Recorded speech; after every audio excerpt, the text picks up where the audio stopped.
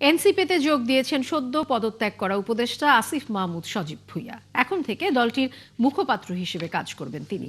একই সাথে ত্রয়োদশ সংসদ নির্বাচন পরিচালনার দায়িত্ব তাকে দিয়েছে দলটি। তবে রাজনৈতিক দলে যোগ দিলেও নির্বাচন না করার সিদ্ধান্ত নিয়েছেন আসিফ মাহমুদ। সোমবার সন্ধ্যায় জরুরি সংবাদ সম্মেলনে আসিফ মাহমুদের দলে যোগ দেওয়ার ঘোষণা দেন এনসিপির আহ্বায়ক নাহিদ ইসলাম।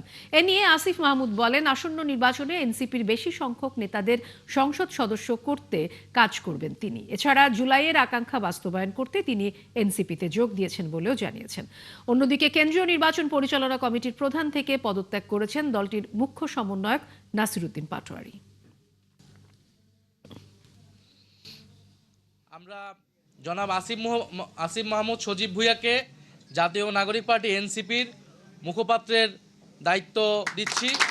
পার্টির পক্ষ থেকে তাকে মুখপাত্রের দায়িত্ব প্রদান করা হয়েছে এবং আপনারা জানেন যে এনসিপি নির্বাচনী যাত্রায় পুরোপুরি ঢুকে পড়েছে এবং এই নির্বাচনকালীন সময়ে এই নির্বাচনে কর্মযোগ্য এই গুরুভার এবং আমি এই সময় সংগঠনটাকে ধরে রাখার জন্য জনাব আসিফ মাহমুদ সজীব ভুঁইয়া তিনি এবারে নির্বাচনে অংশগ্রহণ করবেন না, বরং জাতীয় নাগরিক পার্টি এনসিপির মনোনীত প্রার্থী যারা রয়েছেন তারা যাতে জিতে আসতে পারে এবং সংসদে গিয়ে বাংলাদেশের মানুষের গণঅভ্যুত্থানের পক্ষের কণ্ঠস্বর হয়ে উঠতে পারে সেজন্য তিনি কাজ করবেন।